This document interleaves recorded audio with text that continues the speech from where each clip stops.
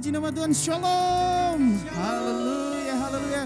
Saya percaya bahwa setiap kita yang beribadah pada hari ini adalah orang-orang yang diberkati Tuhan. Untuk itu saatnya, tiba waktunya kita untuk menyanyikan segala pujian kita bagi Allah kita. Bersorak-sorai, mari berikan tepuk tangan kemuliaan bagi Dia. Haleluya. Nyanyi puji Tuhan.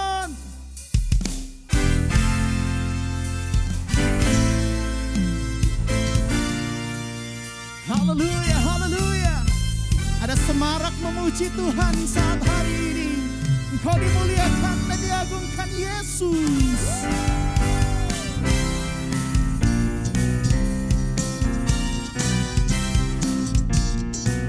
Sama-sama katakan.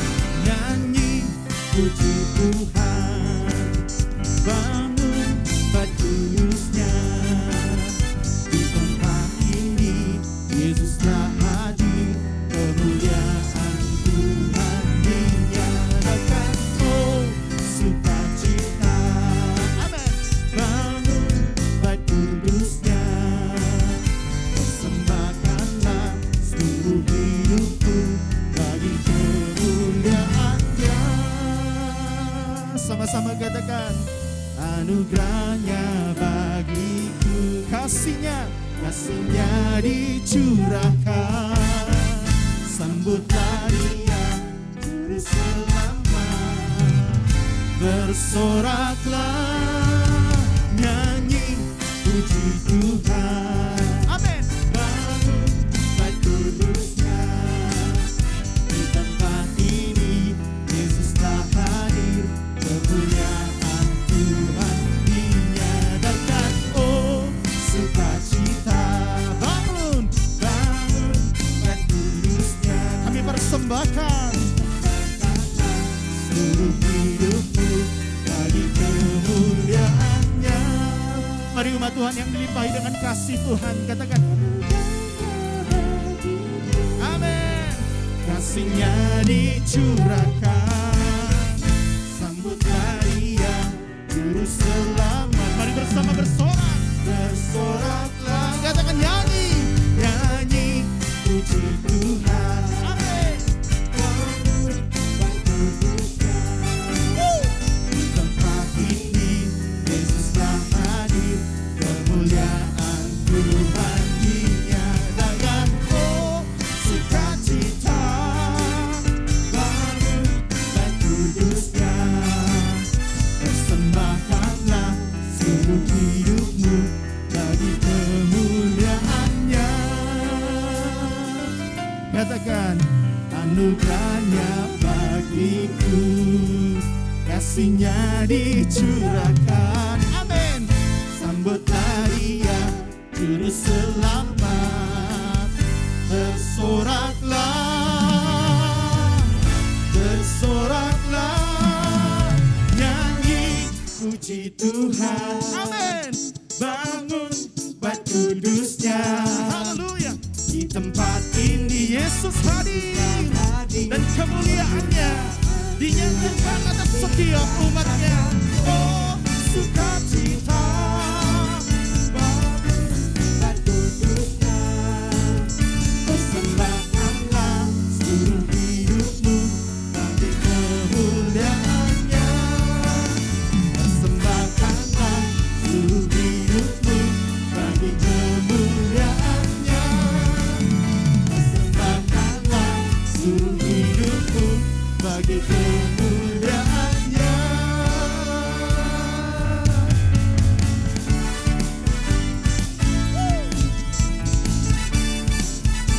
Sama-sama berkata, nyanyi.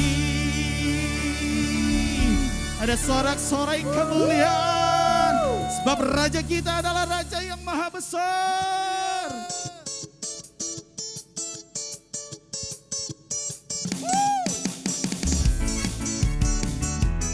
Mari bersama-sama terus memberikan semarak kemuliaan bagi Allah-Nya. Raja maha besar. Amin. Mari datang menyembah Dia. Raja maha besar. Haleluya. Mari datang menyembah Dia.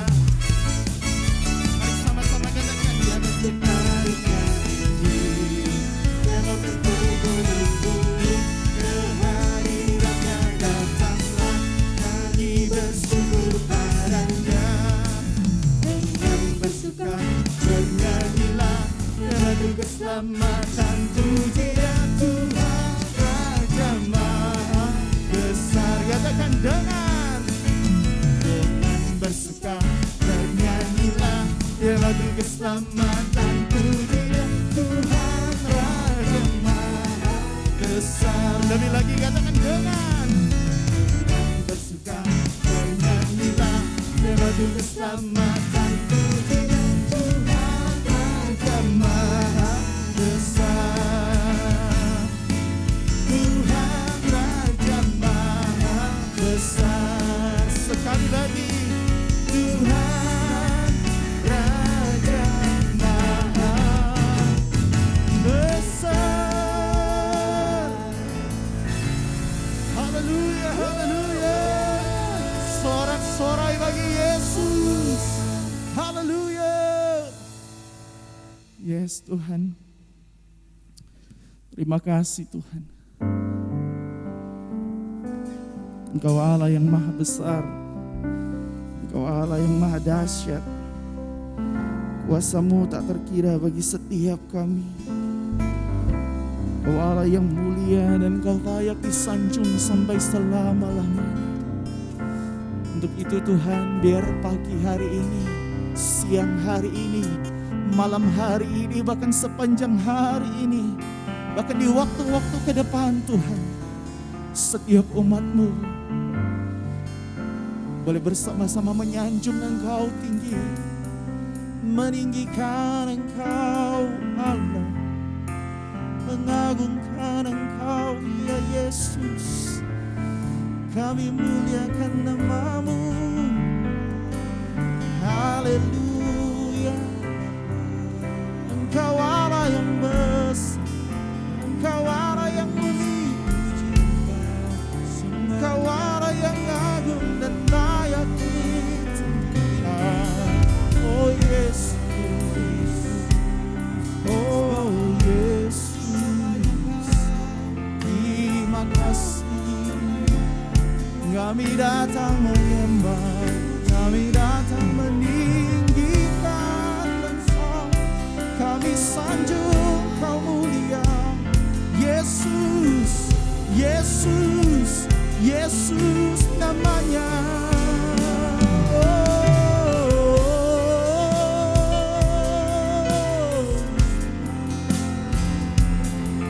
Dimuliakanlah Engkau, ditinggikanlah Engkau, sebab Engkau Allah yang kudus, kudus, kudus, kudus mulia. Oh Yesus.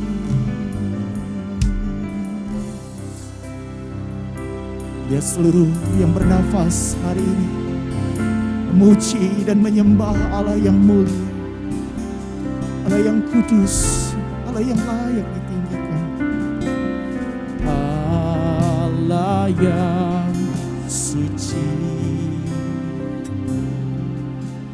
Maha mulia, Kau disanjung sembah selamanya, surga bumi pun nyanyikan.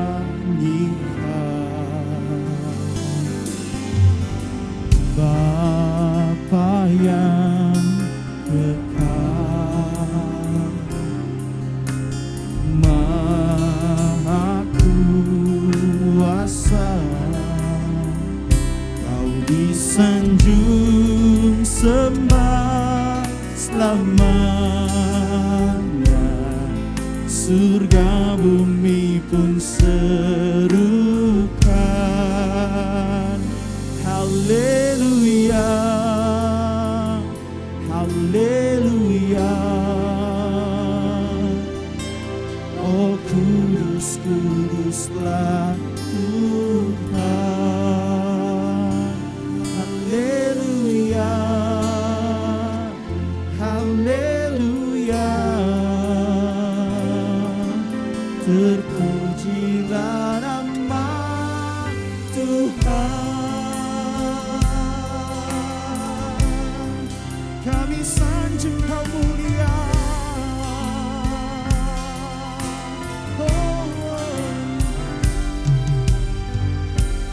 Mari bersama lebih lagi. Allah yang suci, Maha mulia, Kau disanjung sembah selamanya, surga bumi pun nyanyikan. Katakan Bapa, Bapa yang kekal, Kau maha kuasa, maha kuasa, Kau disanjung sembah selamanya, surga bumi pun serupa. Kami mengangkat tangan kami tinggi. Haleluya, haleluya. Oh kudus, kuduslah Tuhan. Haleluya, haleluya. Terpujilah nama Tuhan. Haleluya, haleluya. Oh kuduslah, Engkau selamanya Yesus. Haleluya. Terpujilah nama Tuhan.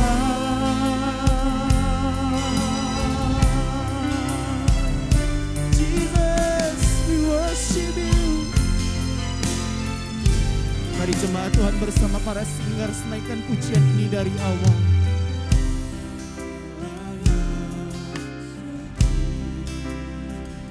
Engkau Allah yang maha mulia,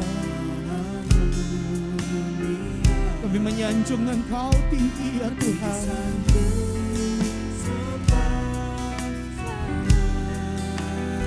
Surga bumi, Engkau Bapa yang kekal.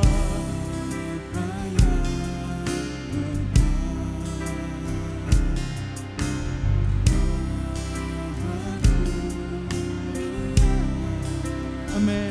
Kau disanjung surga bumi pun menyerukan. Oh, haleluya, haleluya. Oh kudus, kuduslah Tuhan. Haleluya, haleluya. Terpujilah nama Tuhan. Lebih lagi. Haleluya, haleluya. Oh kudus, kuduslah Tuhan. Haleluya, haleluya. Terpujilah, terpujilah nama. Mari lebih lagi saudaraku, agungkan Dia. Haleluya, oh haleluya. Engkau kudus, Engkau kudus selama-lamanya. Haleluya. Mari menyembah Dia. Shiramayalamayalamayalama.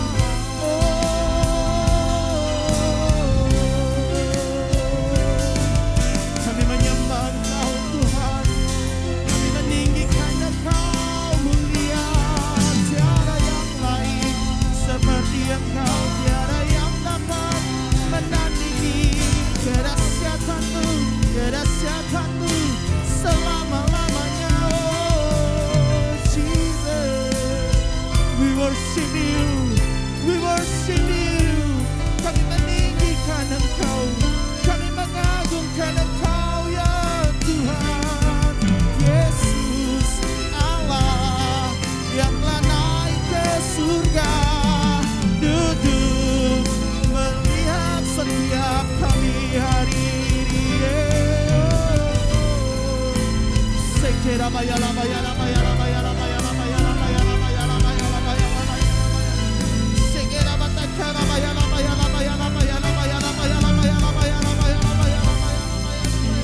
Mari terus sembah Dia, mari terus tinggikan Dia. Mari bebaskan rohmu.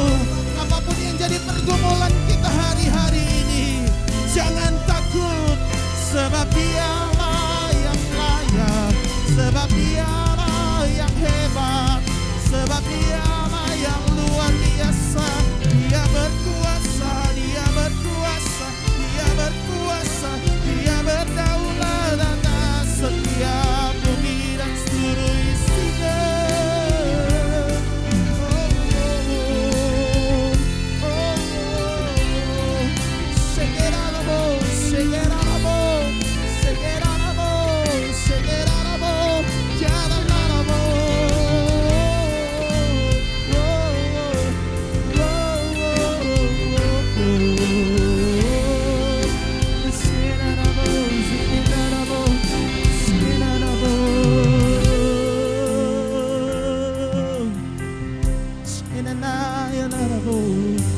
Jesus, Kau Allah yang layak diagungkan, Kau Allah yang layak ditinggikan.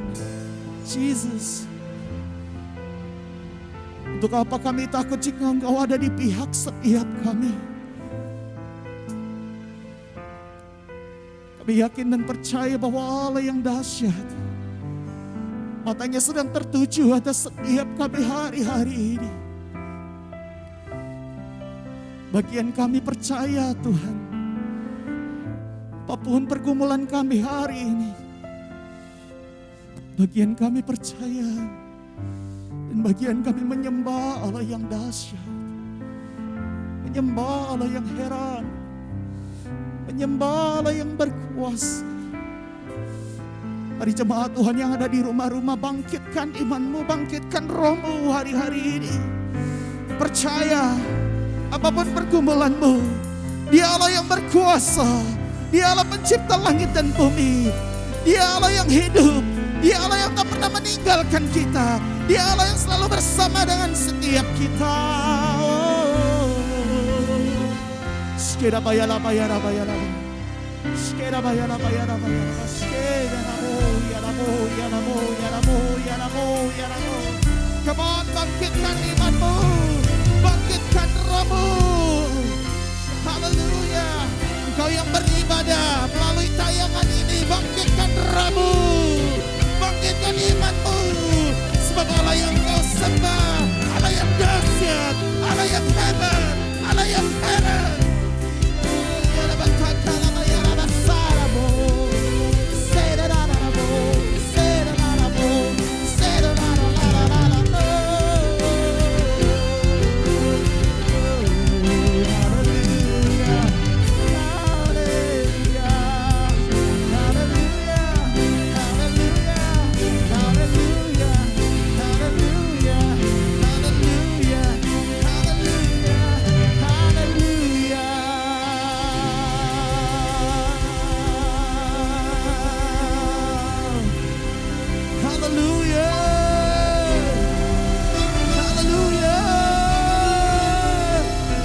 Mari bangkitkan imanmu, mari bangkitkan rohmu. Kau yang ada di rumah-rumah, katakan haleluya, haleluya. Yes Lord, terima kasih Tuhan, terima kasih. Kami tak takut, kami tak bimbang, sebab Allah yang kami sembah hari ini, esok, bahkan sampai selama-lamanya, yaitu Yesus Kristus, Allah yang kami percaya, Allah yang hidup, Allah yang tak pernah meninggalkan setiap kami. Terpuji Engkau Tuhan, terpuji Engkau Tuhan, kekal sampai selama-lamanya, dan biarlah Engkau diberkati oleh apa yang kami lakukan hari ini.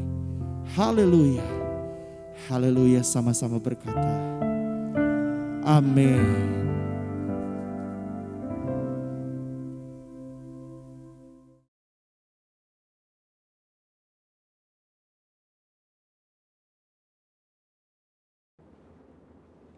Shalom saudara, saya berharap kita semua dalam keadaan yang luar biasa. Dalam Voice of Pentecost kali ini, kita akan belajar mengenai hati Bapa. Seperti yang kita tahu bahwa Allah menciptakan dan menempatkan manusia sebagai ciptaan yang istimewa dibandingkan dengan ciptaan lainnya. Manusia bukan sekedar diciptakan, tetapi dijadikan seturut gambar dan rupa Allah dan dihembusi dengan nafas kehidupan.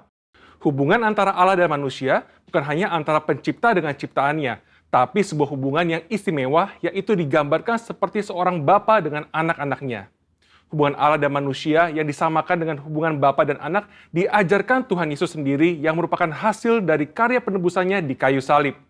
Tuhan Yesus juga mengajarkan sebuah doa yang dikenal dengan doa Bapa kami, dan doa ini dimulai dengan menyebut Allah sebagai Bapa kami yang di sorga. Dalam doanya, ia juga memanggil Allah dengan sebutan Bapa. Dalam pengajarannya, ia memakai perumpamaan bapa dan anak seperti perumpamaan anak sulung dan anak bungsu. Inilah hubungan yang Allah ingin nyatakan kepada manusia ciptaannya, tetapi karena pemberontakan dan pelanggaran perintah Allah oleh manusia, maka hubungan ini menjadi rusak. Iblis memperdaya manusia dengan tipuan yang buat seolah-olah Allah berbohong dan tidak mau tersaingi oleh manusia. Iblis juga menyatakan bahwa manusia akan menjadi seperti Allah ketika memakan buah pengetahuan yang baik dan jahat. Menjadi seperti Allah adalah sebuah hal yang membuat manusia tertarik untuk makan buah itu, sekalipun mengerti segala konsekuensi yang harus ditanggung dan hasilnya justru menghancurkan hubungan yang baik antara Allah dan manusia. Demikian juga hari-hari ini, iblis terus merusak gambaran Bapa Sorgawi dengan cara merusak gambaran Bapa Jasmani agar manusia kehilangan hubungan yang istimewa ini. Nah, berikut ini adalah kesalahan dari tindakan Bapa Jasmani yang merusak gambaran Bapa Sorgawi. Yang pertama, seorang ayah yang menggunakan otoritasnya dengan sewenang-wenang dan memberikan kasih bersyarat kepada anak-anaknya. Maka seorang anak akan sukar menerima dan percaya akan kasih Bapa Sorgawi yang tak bersyarat. Yang kedua, seorang ayah yang suka berbohong dan tidak menepati janji karena berbagai alasan yang dibuat-buat akan menjadikan anak-anaknya tidak dapat mempercayai janji-janji Bapa Sorgawi. Dan yang ketiga, seorang ayah yang tidak menyediakan waktu yang cukup dan berkualitas untuk anak-anaknya, yang akhirnya membuat anak merasa tidak dihargai dan tidak dapat mempercayai kasih Bapa.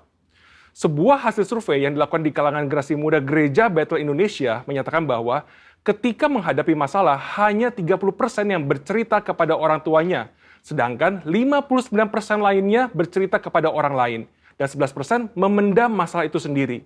Selain itu, 12,5% kaum muda GBI mengakui bahwa mereka memiliki hubungan yang buruk dengan orang tua, dan 43% tidak ingin memiliki pasangan hidup seperti orang tuanya. Anak yang orang tuanya bercerai memiliki potensi 2 kali lipat lebih besar mengalami hubungan yang buruk dengan orang tuanya dan berkeinginan untuk bunuh diri dibandingkan dengan anak yang orang tuanya tidak bercerai. Pengakuan dari mereka yang memiliki hubungan yang buruk diakibatkan karena tersakiti oleh kata-kata yang diucapkan orang tua, mendapatkan pukulan fisik, merasa orang tua tidak memiliki waktu yang cukup bagi dirinya, dan tidak bisa menjadi teladan.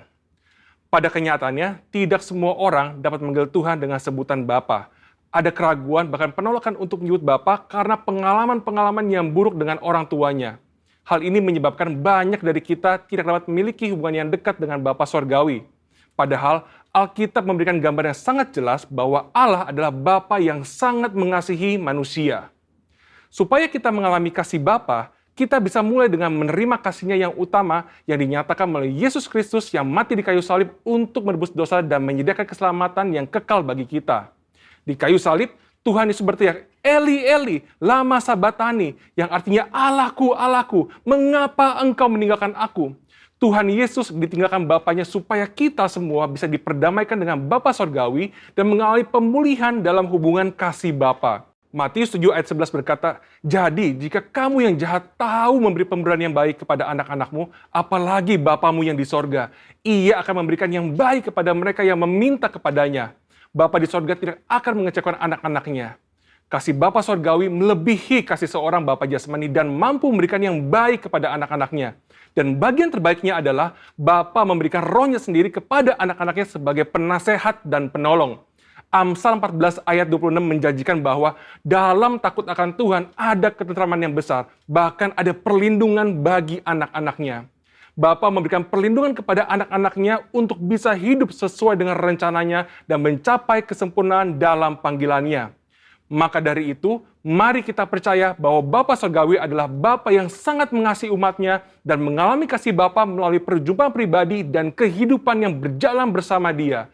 Mengalami janji-janji Allah dan melihat kesetiaan Allah terbukti membuat kita bisa mempercayai Dia dan mempercayakan hidup kita kepadanya. Bapa memberikan Roh Kudus-Nya agar kita percaya akan kasih Bapa dan mampu untuk mengampuni orang-orang yang pernah merusak gambaran Bapa yang baik serta memulihkan hati kita menjadi baru untuk bisa mengalami kasih Bapa yang sempurna.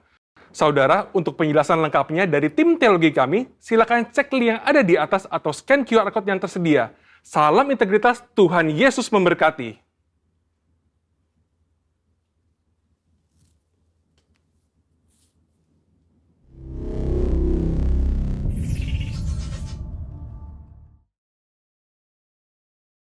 Shalom Bapak Saudaraku yang terkasih, senang sekali menjumpai Anda lagi dan saya bersyukur saya bisa menyampaikan kebenaran firman Tuhan pada hari ini. Dimanapun Anda berada, saya sungguh berdoa kiranya Tuhan menyertai dengan kekuatan, kesehatan, dan dalam situasi apapun kehidupan kita semua hari-hari ini saya percaya. Dan saya terus berdoa kiranya Roh Kudus dan juga kasih-Nya menyertai kehidupan Anda semua dan kita semua. Nah, Bapak Saudara, di tengah-tengah pandemi yang masih terus bergulir dan anjuran pemerintah menyatakan bahwa kita dibatasi secara mobilitas dan juga menjaga jarak satu dengan yang lainnya, maka kita masih belum bisa berjumpa secara pribadi dalam ibadah di gereja kita. Tapi saya percaya demi memutus rantai penyebaran COVID-19, kita mendukung program pemerintah terus untuk kita bisa berkumpul lagi dalam situasi dan suasana yang penuh dengan damai sejahtera. Bapak Saudara, pada waktu kondisi-kondisi COVID-19 menyerang dan kondisi-kondisi kelemahan dalam kehidupan kita, saya merasakan ada banyak orang yang butuh support dari kehidupan kita sekalian. Banyak orang yang merasakan bahwa mereka membutuhkan kasih dan menyadari bahwa mereka tidak sendirian. Nah, karena itu Bapak, Ibu, Saudaraku sekalian, hari-hari ini tepatlah untuk kita mengambil sebuah langkah, sebuah tindakan untuk kehidupan kita ini saling berbagi, saling menguatkan, saling menghibur satu dengan yang lainnya. Dan kehidupan kita ini dipakai oleh Tuhan untuk apa? Untuk berbagi kehidupan, bukan lagi berbagi berita ketakutan, bukan lagi berbagi hal-hal yang membuat khawatir, kecewa melalui status kita, mungkin WhatsApp kita, mungkin melalui pesan yang kita broadcast ke semua teman-teman kita. Ada lebih menguntungkan kalau kemudian kita membagikan kehidupan kepada orang-orang di sekitar kita. Karena saya percaya inilah yang dibutuhkan oleh orang-orang di sekitar kita, oleh kita semua, bahwa masih ada harapan, masih ada kehidupan yang sedang Tuhan rencanakan buat setiap kehidupan kita. Yang setuju katakan amin. Nah, karena itu Bapak Saudara, kita akan belajar hari ini berbagi kehidupan. Kenapa sih kita harus berbagi kehidupan? Pada waktu kita mungkin menghadapi situasi yang berat, kita sendiri juga sedang dalam pergumulan, kenapa kita tetap harus berbagi? Nah, saya menemukan Bapak Saudara bahwa Yesus Kristus menjadi sebuah pesan nyata, menjadi sebuah teladan bagi setiap kehidupan kita, bahwa Dia hadir ke muka bumi ini untuk menyelamatkan kehidupan kita semua. Dia membagi hidupnya, bahkan Dia mengorbankan nyawanya untuk supaya kehidupan kita mendapati hidup yang berkelimpahan hari-hari ini, hidup yang diberkati hari-hari ini. Yohanes 3 ayat yang ke-16, karena begitu besar kasih Allah akan dunia ini, sehingga Ia telah mengaruniakan anaknya yang tunggal, supaya setiap orang yang percaya kepadanya tidak binasa, melainkan beroleh hidup yang kekal. Nah, ini merupakan sebuah teladan bagi setiap kehidupan kita, bahwa Tuhan aja, Allah Bapa di surga, benar-benar mengasihi dunia ini sehingga Yesus Kristus mati buat kehidupan kita. Dia memberikan nyawanya, bukan lagi cuma sekedar berbagi, tapi kehidupannya semua Dia berikan buat hidup kita. Kita yang lemah, kita mendapatkan kekuatan. Kita yang sakit, kita mendapatkan kesembuhan. Kita yang merasa bahwa kita nggak mampu, kita dimampukan, kita merasa kita miskin, kita diperkaya. Nah, itu teladan Tuhan sendiri, Bapak Saudara. Karena itu, kalau kita sekarang diajak untuk hidup berbagi, maka kita sedang meneladani Kristus. Kita sedang meneladani apa yang menjadi tindakan nyata Yesus Kristus. Bahwa dia pun berbagi, maka kita juga harus berbagi. Nah, lalu alasan yang kedua kenapa kita harus berbagi, karena apa yang kita lakukan pada saat kita berbagi itu sebenarnya berkenan di hadapan Tuhan. Itu adalah korban yang berkenan di hadapan Dia. Ibrani pasal yang ke-13 ayat yang ke-16 berkata, "Dan janganlah kamu lupa berbuat baik dan memberi bantuan, sebab korban-korban yang demikianlah yang berkenan kepada Allah." Nah, Bapak Saudara, kita pada waktu berbuat baik, pada waktu kita memberikan bantuan buat orang-orang yang ada di sekitar kita, kita ini sedang memberikan korban kepada Allah, di mana korban itu adalah korban yang berkenan. Saya tahu, saya percaya kehidupan kita mungkin punya pergumulan, punya persoalan. Saya memahami bahwa kita semua punya pergumulan yang sedang kita hadapi, entah itu masalah ekonomi, entah itu masalah kesehatan, entah itu masalah pergumulan dalam rumah tangga. Kita semua punya persoalan.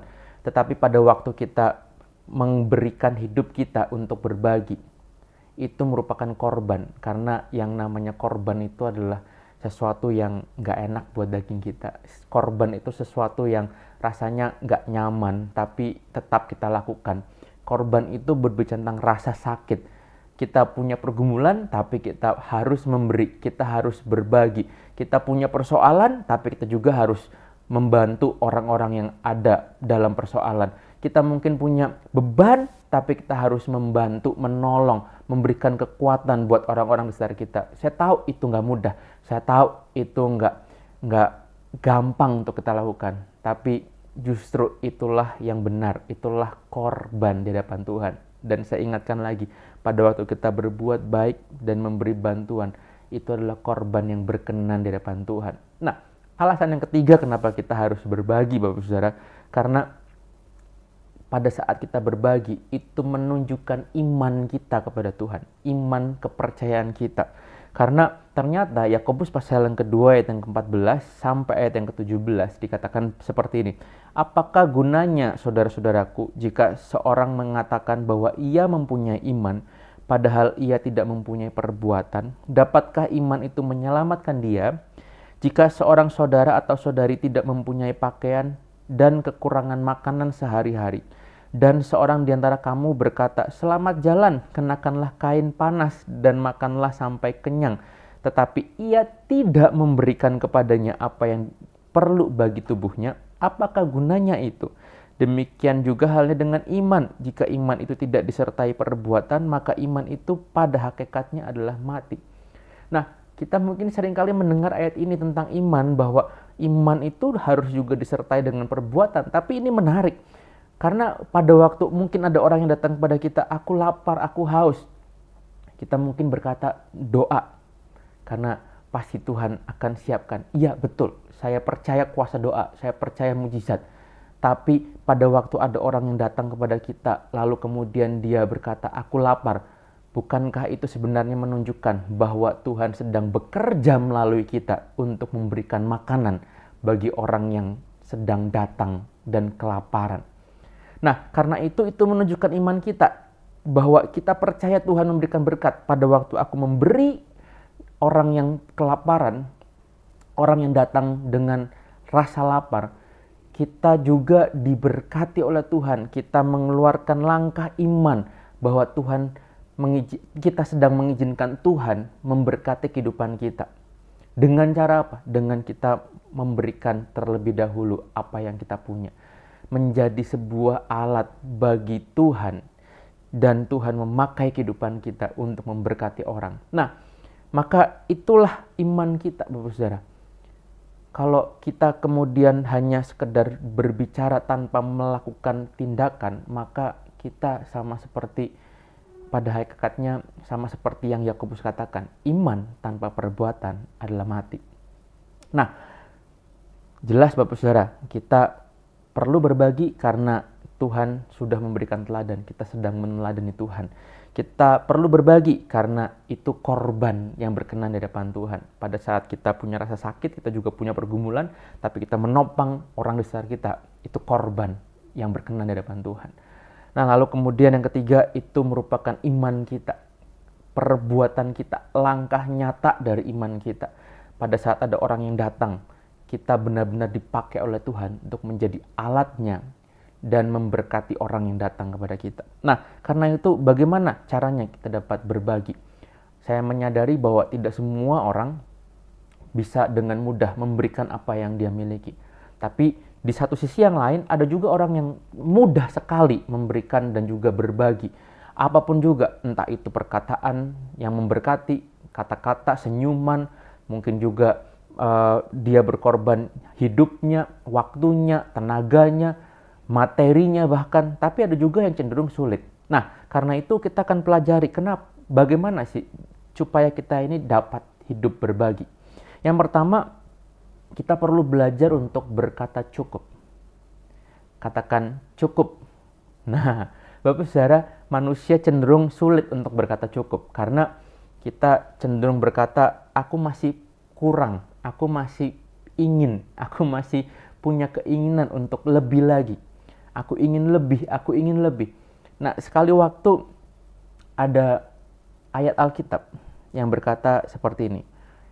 Di dalam Amsal pasal yang ke-30 ayat yang ke-15. Si lintah mempunyai 2 anak perempuan, untukku dan untukku. Ada 3 hal yang tak akan kenyang. Ada 4 hal yang tak akan pernah berkata cukup. Nah, ini penggambaran Bapak Saudara. Lintah itu kita tahu sendiri dia sukanya menyedot darah dan menjadi sebuah parasit. Pada saat dia sedot, dia nggak pernah berkata cukup sampai kemudian dia pada akhirnya mati karena kekenyangan. Nah, Bapak Saudara, ini merupakan penggambaran kita. Saya percaya kita semua bukan lintah, tapi ini penggambaran kita bahwa manusia itu cenderung rasanya nggak bisa berkata cukup. Rasanya sulit sekali berkata cukup. Tapi kita hari ini belajar untuk berkata cukup. Ayo, mari kita sama-sama belajar. Cukup. Yang penting aku sudah merasakan berkat Tuhan yang berkelimpahan. Nah, Ibrani pasal yang ke-13 ayat yang ke-5 berkata seperti ini. Janganlah kamu menjadi hamba uang dan cukupkanlah dirimu dengan apa yang ada padamu. Karena Allah telah berfirman, aku sekali-kali tidak akan membiarkan engkau dan aku sekali-kali tidak akan meninggalkan engkau. Pegang janji Tuhan bahwa Dia tidak akan pernah membiarkan kita, Dia tidak akan pernah meninggalkan. Dan pada waktu kita ini menyadari itu, janji Tuhan itu benar-benar berlaku dalam kehidupan kita, kita mampu untuk berkata cukup. Dan kita tidak lagi diperhamba oleh materi kita. Karena seringkali uang menjadi sebuah tuan yang sangat ganas, tetapi dia menjadi hamba yang sangat luar biasa. Nah, bagaimana kita mengelolanya? Apakah kita menjadikan uang dan juga materi dan juga kekayaan kita ini sebagai tuan atau sebagai hamba? Nah, karena itu Bapak Saudara, kalau kita bisa berani berkata cukup, maka di momen itulah kita akan dapat dengan mudah berbagi. Ingat bahwa berbagi hidup juga korban. Saya percaya itu terkadang sulit, terkadang menggelitik hati kita. Tapi kalau kita berbicara korban, rasa sakit, maka kita bisa berkata cukup. Nah, yang kedua, bagaimana kita bisa berbagi hidup? Setelah kita belajar berkata cukup, maka yang kedua adalah kita perlu dulu menerima kasih Tuhan dalam hidup kita. Kalau kita tidak menyadari kasih Tuhan limpah dalam kehidupan kita, maka kita agaknya sulit untuk berbagi hidup dengan orang di sekitar kita. Nah, sadarlah bahwa Tuhan terlebih dahulu mencurahkan kasih-Nya dalam kehidupan kita. Dan kasih itulah yang memampukan kita untuk hidup berbagi dengan orang. 1 Yohanes 4 ayat yang ke-19 dikatakan begini. Kita mengasihi karena Allah lebih dahulu mengasihi kita. Jelas banget kita ini bisa mengasihi, kita mengasihi orang karena Allah terlebih dahulu mengasihi kehidupan kita. Nah, saya percaya Bapak Saudara, pada waktu kita ini menyadari hal tersebut, maka kita akan lebih mudah karena kita pernah merasakan kasih Tuhan. Maka itulah waktunya kita membagikan kasih yang pernah kita rasakan kepada orang di sekitar kita. Ambil contoh yang sederhana. Pada waktu kita mungkin dalam kelemahan tubuh, atau pada waktu mungkin kita sedang merasa sedih karena kehilangan seseorang yang dekat dengan kita, dalam momen-momen di mana kita ini rasanya down, rasanya tidak ada harapan, rasanya mungkin sedang sendirian, lalu kemudian ada orang mungkin yang benar-benar menyentuh hidup kita. Tuhan perlihatkan bahwa ada orang yang benar-benar merangkul hidup kita.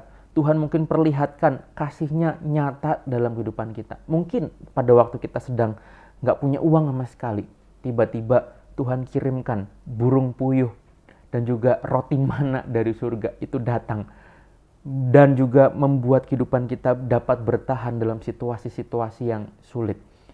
Nah, pada saat kita betul-betul dapat memaknai bahwa kasih Tuhan nyata dalam kehidupan kita dalam situasi-situasi itu, maka kita benar-benar menyadari bahwa kita ini benar-benar dikasihi Tuhan ya. Dan pada saat itulah kita bisa melihat bahwa orang-orang yang juga dalam kondisi serupa dengan yang kita pernah alami, maka kita bisa muncul, gak enak ya posisi seperti itu. Apa yang bisa aku bantu untuk orang-orang yang dalam posisi yang sedang down dan sedang merasa sendirian. Nah, kasih itu bisa melimpah, bisa mengalir. Dan saya percaya Bapak Saudara, sampai hari ini kalau kita masih boleh diberikan kekuatan kesehatan, saya percaya dalam 1 tahun terakhir belakangan ini, ada banyak hal yang Tuhan limpahkan, Tuhan tunjukkan dalam kehidupan kita. Dalam situasi-situasi yang mungkin gak enak buat kehidupan kita. Situasi-situasi yang membuat kita ini rasanya sendiri. Saya percaya Tuhan betul-betul melimpahkan kasih-Nya. Dan pada waktu kita mulai merenungkan bahwa itu adalah kasih Tuhan yang limpah dalam kehidupan kita, maka saya percaya kita dapat lebih mudah untuk juga melihat orang-orang yang sedang dalam posisi kita sekarang. Dan kita dapat lebih mudah mengulurkan tangan kita untuk membantu mereka. Nah, yang selanjutnya Bapak Saudara, kepada siapakah kita perlu membagikan hidup kita? Galatia pasal yang ke-6 ayat yang ke-10 berkata seperti ini. Karena itu, selama masih ada kesempatan bagi kita, marilah kita berbuat baik kepada semua orang, tetapi terutama kepada kawan-kawan kita seiman. Jelas ada 2 orang di sini yang disebut kita berbuat baik kepada semua orang. Semua orang itu berbicara secara general. Orang-orang yang mungkin tetangga kita, orang-orang yang mungkin dalam lingkungan kerja kita, orang-orang yang mungkin ada dalam satu RT dengan kita, semua orang-orang yang kita jumpai, kita perlu berbuat baik sama mereka. Dan dikatakan terutama kepada kawan-kawan kita seiman, orang-orang yang kita kenal seiman dengan kita, orang-orang yang ada suka bersama-sama mungkin melayani bersama dengan kita, orang-orang yang kita tahu, kita kenal bahwa mereka adalah orang-orang yang bergereja bersama-sama dengan kita, atau mungkin yang lintas gereja, seiman dengan kita. Nah, tetapi yang ketiga yang menarik adalah bukan cuma sekedar ke semua orang dan juga rekan seiman kita, tetapi Alkitab mengajarkan kita juga perlu berbuat baik kepada musuh kita. Nah, ini nggak mudah, tapi saya percaya kita bisa melakukannya pada waktu kita sudah merasakan kasih Tuhan dalam kehidupan kita. Matius 5 ayat yang ke-44 dikatakan seperti ini. Tetapi aku berkata kepadamu, kasihilah musuhmu dan berdoalah bagi mereka yang menganiaya kamu. Paling nggak kalau kita mungkin nggak kasih hidup kita, kasih uang kita, nggak kasih apa yang kita punya, Alkitab mengajarkan bahwa kasihlah, berilah dengan doa kita. Berdoa buat musuh kita. Wah, saya percaya Bapak Saudara, ini tantangan buat kita. Saya percaya ini merupakan sebuah challenge buat kehidupan kita. Tapi kalau Alkitab sudah tulis, saya percaya kita pasti punya kekuatan untuk melakukannya. Yang mau katakan amin. Nah, karena itu Bapak Saudara, kita tahu sekarang kepada siapa kita perlu berbagi. Kepada semua orang, kepada kawan sekerja kita, seiman dengan kita, tapi juga kepada musuh kita. Nah, apa sih sebenarnya berbagi hidup? Bukan cuma sekedar berbicara tentang keuangan, Bapak Saudara, tapi hari-hari ini kita bisa membagikan pesan-pesan yang menghidupkan semangat, bisa memberikan kata-kata motivasi kepada mereka, bisa memberikan doa kita kepada mereka, bisa memberikan hanya sekedar ucapan, sapaan, itu benar-benar bisa menguatkan kehidupan orang-orang yang ada di sekitar kita. Karena saya percaya bukan berbicara masalah jumlah uang atau apapun itu, tapi pada waktu kita memberikan perhatian kita, membagikan hidup kita, itu udah cukup menguatkan. Karena saya percaya bagi orang-orang yang mungkin sedang merasa kesendirian hari-hari ini, dengan apa yang kita lakukan, sesederhana mungkin, dengan mungkin ucapan apa yang bisa saya bantu, atau ucapan saya ada di sini untuk menemanimu dan lain sebagainya, itu membuat orang yang sedang merasa kesendirian tersebut menyadari bahwa dia masih punya rekan, dia masih punya support dalam hidupnya, dan dia sedang tidak sendirian. Nah, saya percaya Bapak Saudara, hari ini Anda semua menjadi alat Tuhan untuk membagikan kehidupan bagi orang-orang yang sedang membutuhkan dan membutuhkan support dari kehidupan kita semua. Nah, yang terakhir Bapak Saudara, kalau kita sudah berbagi hidup, mungkin Anda bertanya, apa sih untungnya buat kehidupan kita dengan kita berbagi hidup? Kabar baiknya saya akan menutup dengan ini. Ada sebuah benefit buat kita semua pada waktu kita berbagi. Lukas 6 ayat yang ke-38 dikatakan begini, berilah dan kamu akan diberi. Suatu takaran yang baik, yang dipadatkan, yang digoncang, dan yang tumpah keluar, akan dicurahkan ke dalam ribaanmu. Sebab ukuran yang kamu pakai untuk mengukur akan diukurkan kepadamu. Nah, menarik Bapak Saudara, Alkitab mengajarkan kita pada waktu kita memberi, maka Tuhan juga akan memberi, maka kita juga akan diberi. Saya suka dalam terjemahan bahasa Inggrisnya karena kata-katanya bukan diberi, tapi dalam bahasa Inggris menggunakan kata kamu akan menerima. Dikatakan give and you will receive. Nah, dikatakan bahwa apa yang kamu beri atau pemberianmu itu akan kembali kepadamu dalam bentuk yang full, utuh, penuh. Bahkan bukan cuma sekedar penuh, Alkitab memberikan penekanan di press down. Press down itu dipadatkan, dipepek gitu ya bahasa Jawanya. Lalu kemudian digoncang, shaken together to make room for more katanya. Digoncangkan untuk apa? Untuk membuat sebuah rongga atau tempat yang lebih luas lagi. Dan kemudian running over, tumpah, dan and poured into your lap. Tumpah sampai mencurah gitu ya. Tumpah sampai luber gitu. Sampai luber ke dalam badan kita atau ke tubuh kita atau ke pangkuan kita gitu ya.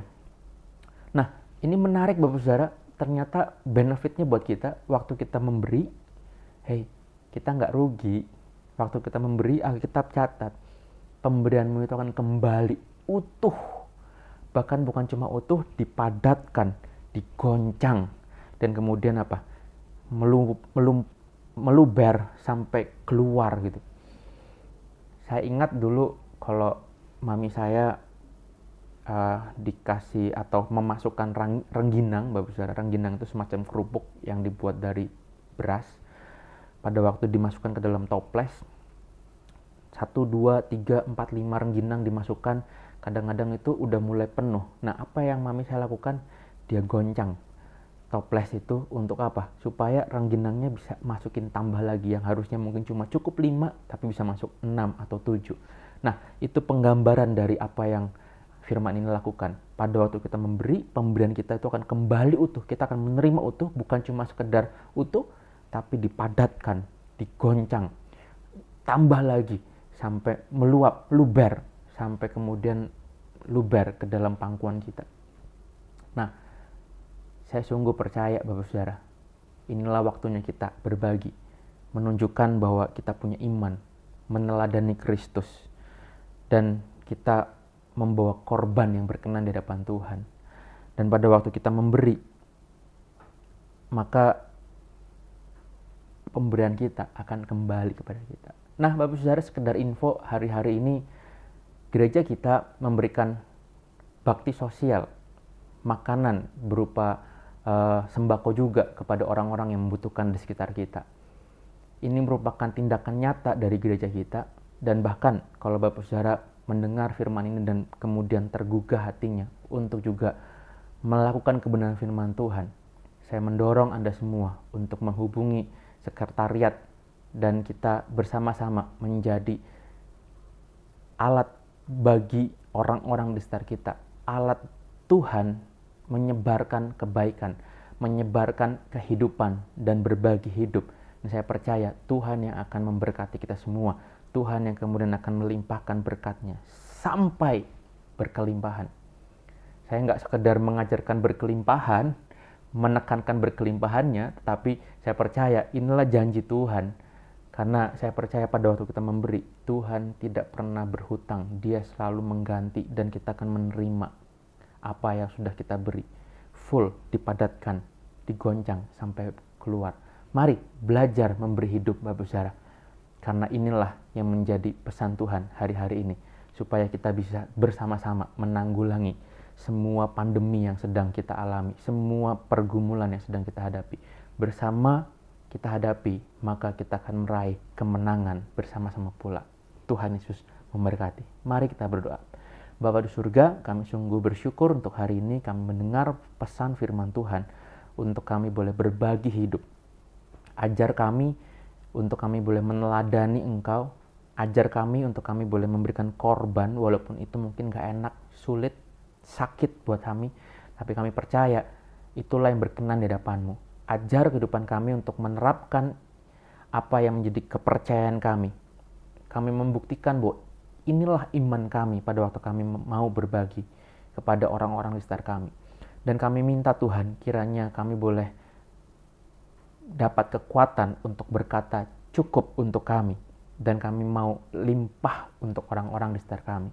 Ajar kami Tuhan, dan kami percaya Engkaulah yang memberikan apa yang akan kami tabur, dan Engkaulah yang akan membalaskan apa yang kami korban, apa yang kami keluarkan, dan kami akan menerimanya. Terima kasih Bapa, karena itu kalau sebentar kami akan melanjutkan setiap aktivitas kami percaya Engkaulah yang menyertai kehidupan kami, Engkaulah yang terus menuntun setiap langkah hidup kami, dalam apapun yang sedang kami hadapi hari-hari Tuhan.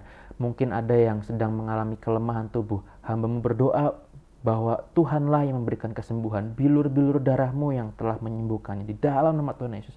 Kalau kami sedang menghadapi pergumulan, persoalan, kami juga tahu Tuhan, Engkau yang memberikan jalan keluar. Karena itu kami hanya berharap kepada kasih karunia-Mu Tuhan, untuk menyertai setiap hidup kami. Dan kalau kami sekarang akan beraktivitas kembali, kami mengangkat tangan kami menyerahkan hidup kami ke hadapan-Mu, dan kami menerima segala rahmat berkat dari Allah Bapa, cinta kasih daripada Tuhan Yesus Kristus yang menyertai kehidupan kami mulai hari ini sampai Tuhan menjemput kami yang kedua kalinya. Hanya di dalam nama Tuhan Yesus kami berdoa dan bersyukur. Haleluya. Amin. Tuhan Yesus memberkati Bapak Saudara. Selamat hari Minggu.